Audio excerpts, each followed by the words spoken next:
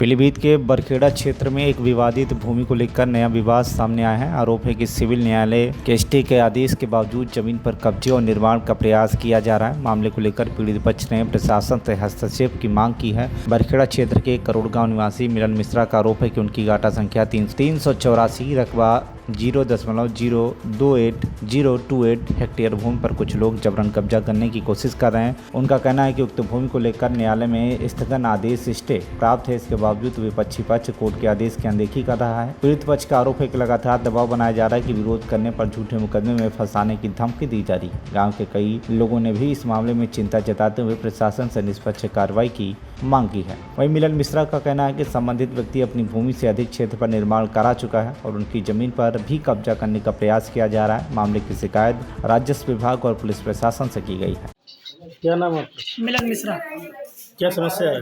समस्या का गांव के ही छत्रपाल शर्मा जी जो दबंग व्यक्ति हैं, वो हमारी ज़मीन पे जबरन कब्जा करने की कोशिश कर रहे हैं।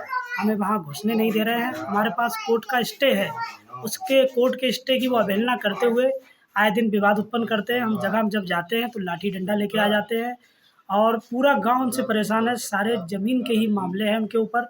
कभी चक्रोट काटना, लोगों को परेशान करना, विवादित ज़मीन खरीदना और हमारी ज़मीन में घुस के वो ज़बरदस्ती कब्जा करने की कोशिश कर रहे हैं। जब हम उनसे मना करते हैं तो गाली गलौज पे उतर आते हैं, झूठा फंसाने की धमकी देते हैं। पुलिस प्रशासन से हमने मदद मांगी और पुलिस प्रशासन ने जब मदद की तो उन पर झूठा आरोप लगाते हैं कि वो पैसे खाए हुए हैं और हमसे किसी पुलिस प्रशासन ने व किसी ने कोई पैसा नहीं लिया।